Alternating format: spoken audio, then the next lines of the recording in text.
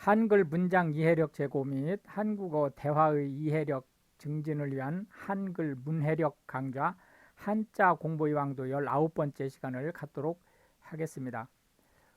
오리엔테이션 끝나고 한 일주일 정도에 걸쳐서 한자에 대한 소양을 몇 번 얘기를 했는데요. 오늘 마지막으로 서체를 한번 알아보도록 하겠습니다.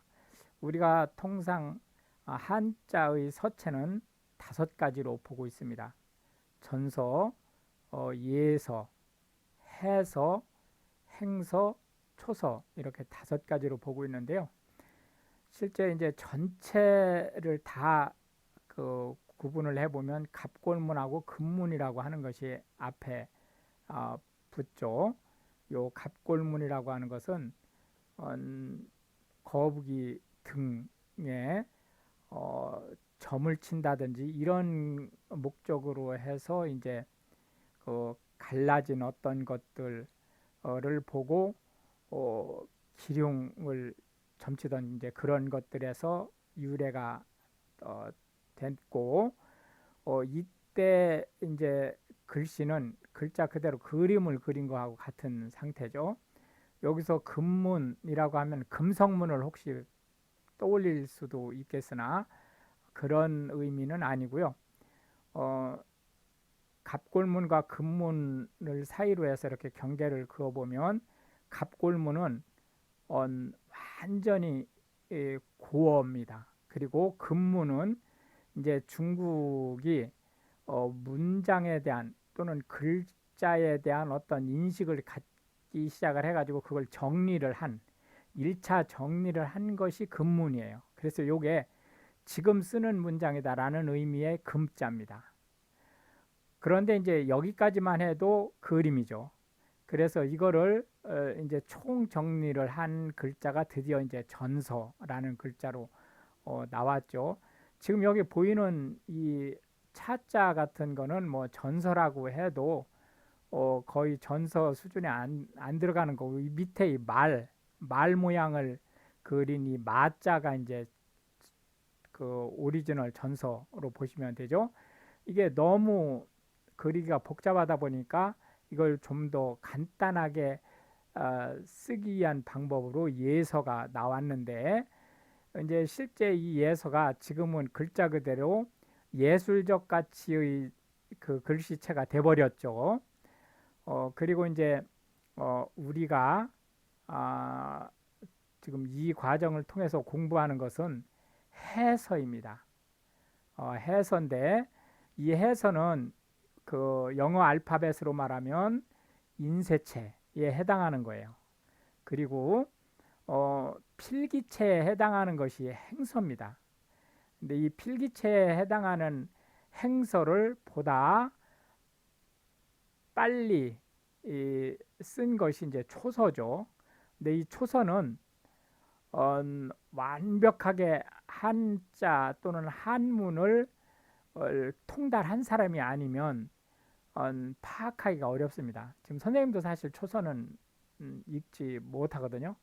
이제 그런 정도로 봐서 이렇게 갑골문서부터 초서까지의 6가지는 실제 지금 현재 우리가 얘기하는 한자하고는 아무 관계 없는 거로 보셔도 전혀 무방하고 오로지 뭐만 해서만 통달하면 된다. 이렇게 보시면 되겠습니다. 다시 한번 말씀드리면 이 해서는 어디에서 쓰고 있는 거죠? 예, 아로 차이나, 즉 리퍼블릭 오브 차이나, 즉 자유중국이라고 하죠. 우리가 타이완에서 쓰는 거고 이걸 한국과 일본에서 글씨 또는 단어의 구성 요소로 쓰고 있는 겁니다. 현재 중국에서는 이 해설을 안 씁니다. 그 몇 시간 전에 어쨌든 그 얘기했었던 것처럼 간체라고 하는 것을 마오쩌둥 우리가 모택동이라고 그러죠. 모택동의 혁혁한 공로예요. 그 간체를 만든 거는 어쨌든 해서 전혀 우리가 지금 배우는 이 한자와는 관계 없는 말이 현재 중국어로 쓰이고 있다라고 하는 것을 보시면 되겠고요. 오늘 이제 첫 번째로 볼 한자는 감자입니다. 이거는 달콤하다. 그런 뜻의 감자가 되겠습니다. 글씨 색깔을 좀 바꿔서요. 어, 수평으로 하나를 긋고 수직으로 두 개를 내려 긋습니다. 그 다음에 가운데 횡으로 긋고 마지막으로 마감을 하면 달다 라는 의미의 감자가 되겠습니다. 하나, 둘, 셋, 넷, 다섯 획이 되겠네요. 총 5획에 이르는 감자가 되겠습니다. 해서 다시 한번 써보면 달콤하다 라는 의미의 감자가 되겠고요. 감자가 들어가는 단어들을 한번 살펴보겠습니다. 감미료, 맛을 좋게 내는, 물론 요게 달콤하다라는 감자를 쓰기는 하지만 꼭 단맛만 들어가는 게 아니에요. 신맛도 낼 수 있고 오히려 쓴맛도 낼 수 있는 거죠. 그 음식의 상황에 따라서 이런 그 원래 그 재료가 갖는 맛에다가 다른 맛을 더 강화시키기 위한 다른 맛을 추가하는 것을 우리가 감미료다 이렇게 얘기를 하고, 감미롭다라고 하는 것은 달콤하다, 글자 그대로 달콤하다 그런 뜻이에요. 그런데 이 감미롭다는 원래 달콤하다, 맛이 달콤하다 그런 뜻이거든요. 그런데 지금 한국어에서는 요거를 감성적인 의미로 주로 씁니다. 그러니까 맛이 달콤하다 그런 의미로는 감미롭다는 말을 잘 안 써요. 틀린 말은 아닙니다. 그러나 잘 쓰지 않고 감미롭다 그러면 사랑하는 사람한테 그 얘기를 아주 그 달콤하게 해준다라는 그런 의미로 정서적이고 감성적인 의미로 쓰고 있다 이렇게 보시면 되겠고, 감주라고 하는 것은 우리가 식혜라고 얘기를 합니다. 식혜라고 할 때 이 식 다음에 혀이 하는 해자예요. 해자. 이게 이제 우리가 감주라고 하는 거죠. 이게 식혜 하는 할 때 해자가 이렇게 있습니다. 부식시킨다라고 하는 해자. 이거는 우리가 그 전라도 지역에서 홍어라든지 이런 것을 이제 부식시켜 가지고 먹는 거 이때 이제 식혜라고 얘기를 하는 거고, 요 감주는 식혜에 해당하는 거죠. 감어는 듣기 좋은 말을 얘기하는 거예요. 역시 요 감언이 지금 현재 지금 그 용도가 일부 바뀐 요 감미롭다라는 말로 쓰일 수 있어요. 그러나 지금 이 감언은 그런 식으로는 잘 안 쓴다. 잘 안 쓰고, 이 감언은 주로 어떤 뜻으로 쓰이냐면 감언이설이라는 말로 주로 쓰입니다. 지금 현재는. 원래는 그게 아니죠. 원래는 이 감언이 듣기 좋은 말이라는 의미예요. 그러나 지금은 이걸 감언이설에 더 가깝게 쓴다. 감언이설이라고 하는 것은 듣기는 좋은데 실제로는 정반대인 꼬드기는 말, 꼬드겨서 돈을 투자하게 해가지고 갈취한다든지 이런 걸 감언이설이라고 얘기하는 거예요. 나한테 시집 오면 잘해줄게 라고 해서 아주 그럴듯한 말을 한 다음에 사실 그 결혼을 하고 보니까 대책 없는 사람이다 라는 이런 의미를 가지고 있는 거죠. 고진감래라고 하는 것은 준비 과정, 진행 과정이 어려우면 이게 쓰라리다 그런 뜻이거든요. 그런 것이 다 하면 달콤한 것이 온다라는 뜻이에요. 그 결과가 좋다라는 뜻입니다.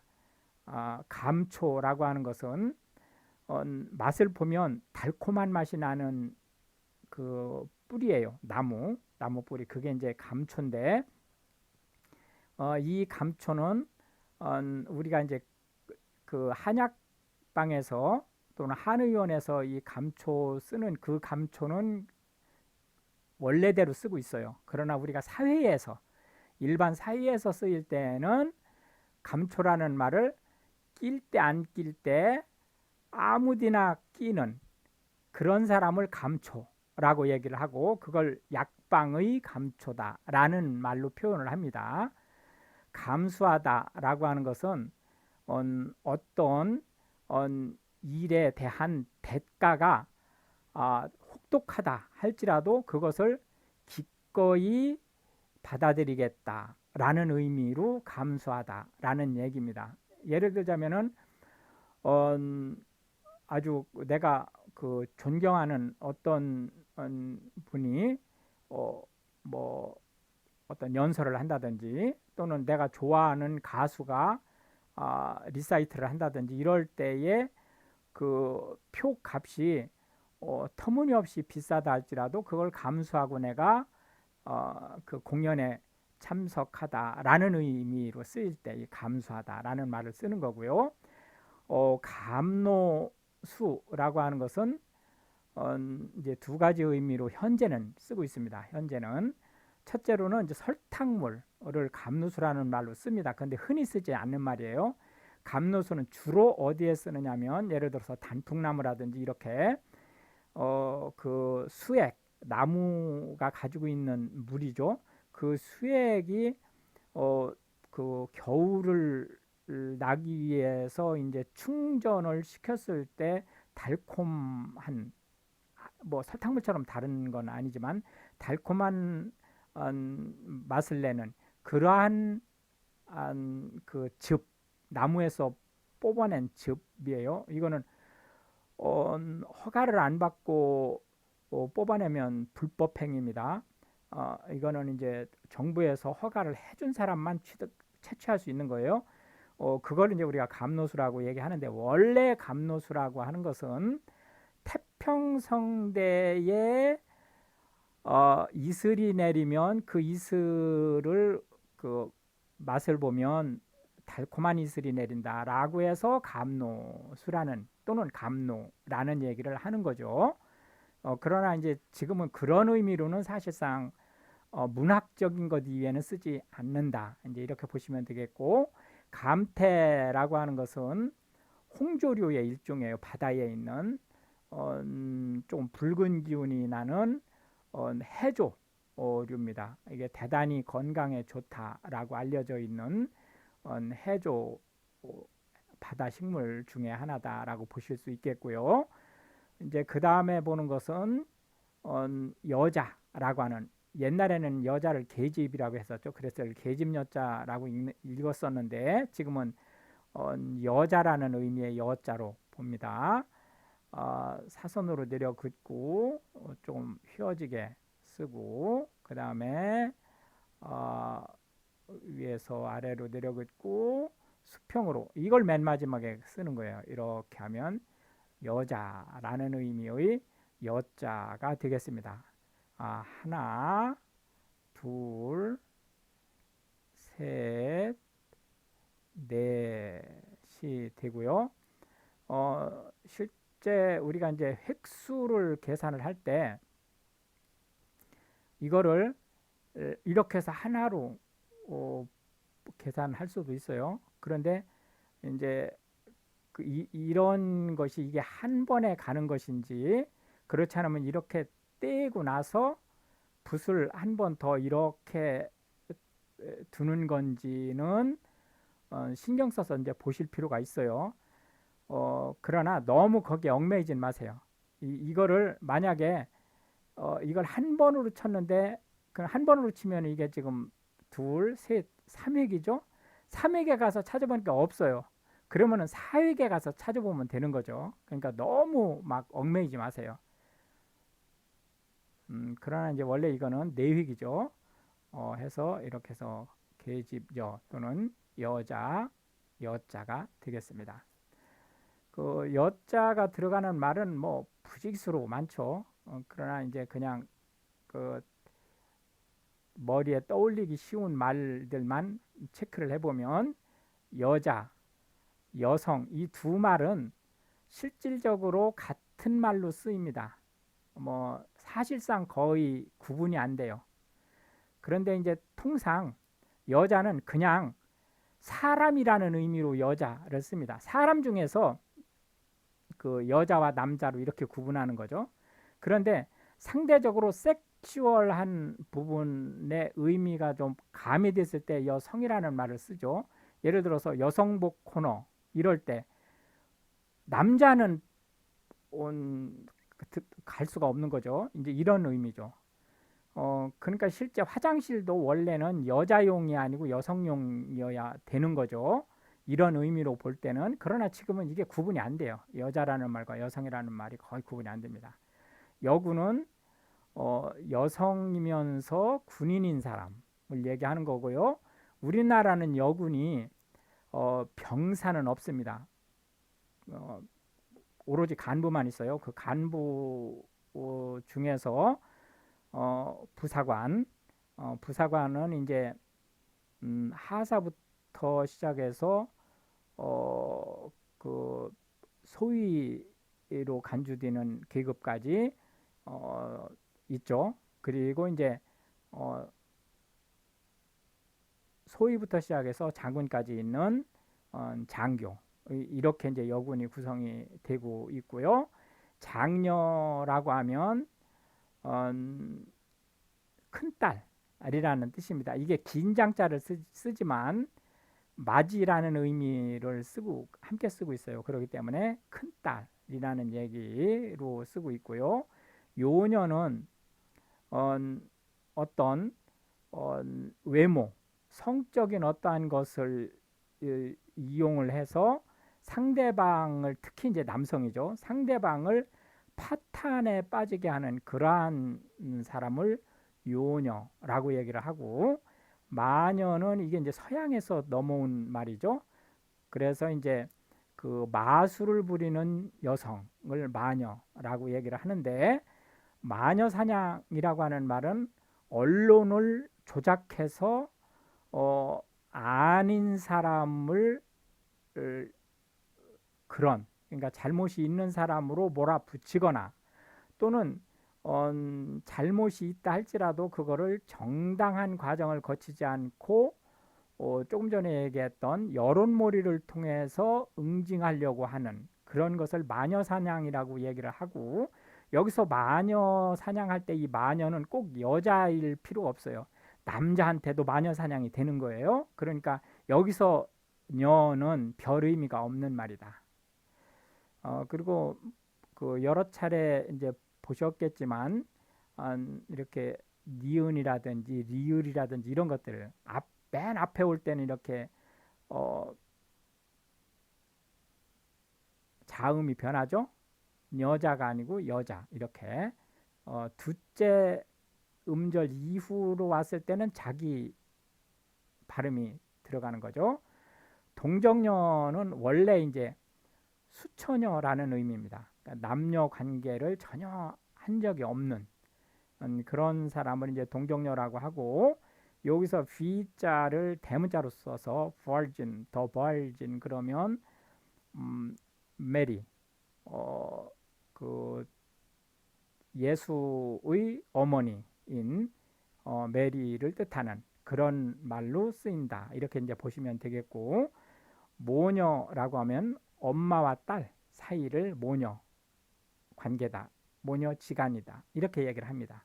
양녀는 어댑티드 된 도를, 즉 수양, 법에 의해서 수양을 한 딸을 양녀다, 이렇게 얘기를 할 수 있겠습니다.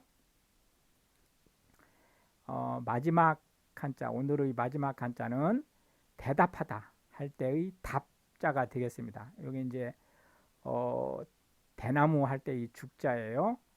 그래서 그 죽자를 쓰고, 그 다음에 밑에 이제 합자는 배웠죠? 예, 더하다 또는 합하다 할 때의 합자를 이렇게 쓰면 대답할 답자가 되겠습니다. 대답하다 할 때의 답자가 되겠습니다. 하나, 둘, 셋, 넷, 다섯, 여섯, 일곱, 여덟, 아홉, 열, 열하나, 열둘, 총 12획이 되는 거죠. 이게 이제 그 머리 부분에 있는 부수가 지금 머리에 있죠.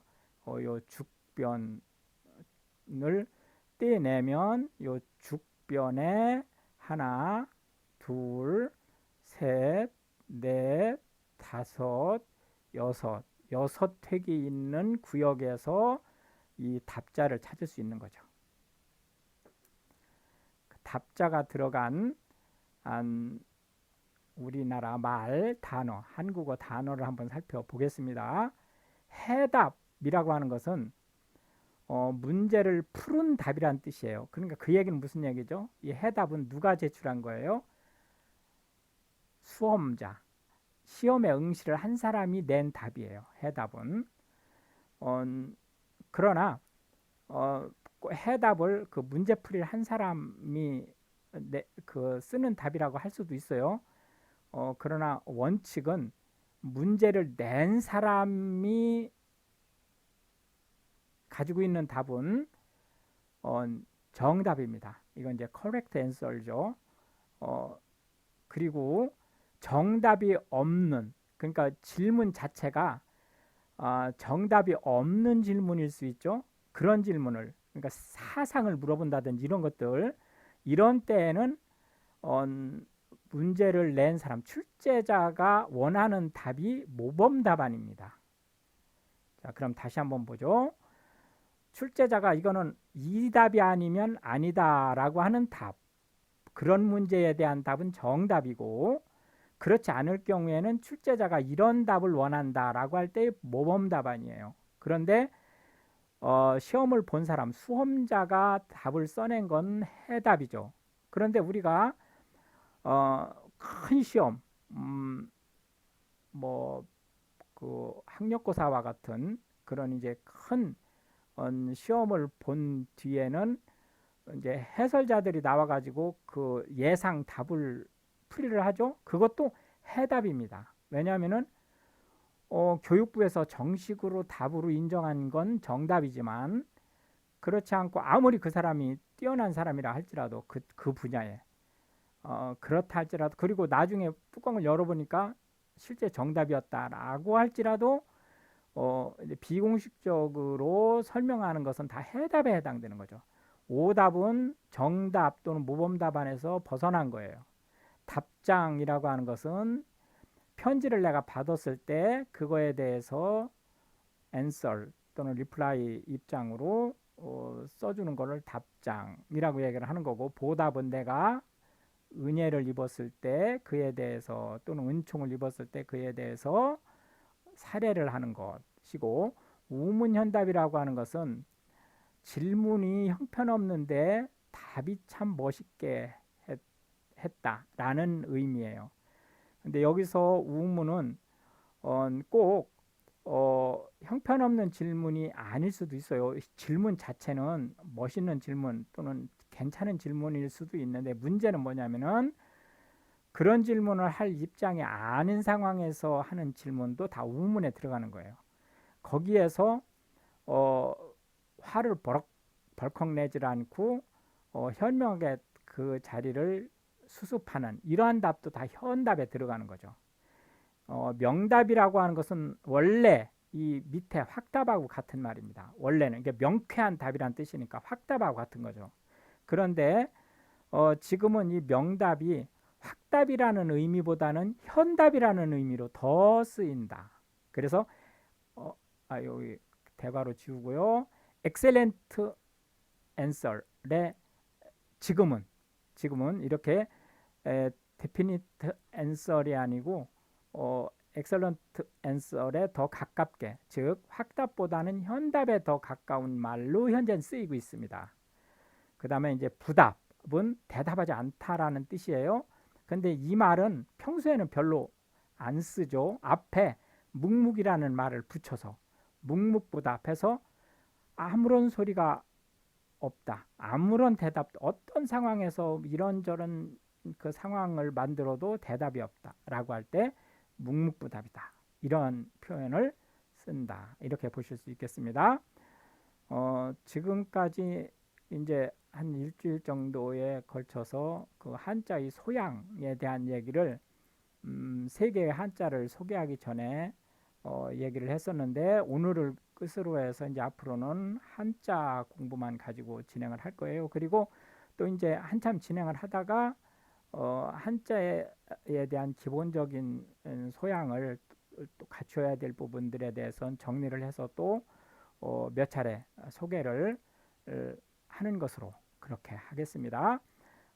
우리 과정이 한글 문해력을 증강시키고 외국인들이 한글을 배울 때 어떤 의미를 가진 단어인지, 그리고 그 단어의 조성이 어떤 원리에 의해서 되는지에 대해서 쉽게 알아들을 수 있는 기회가 됐으면 좋겠습니다.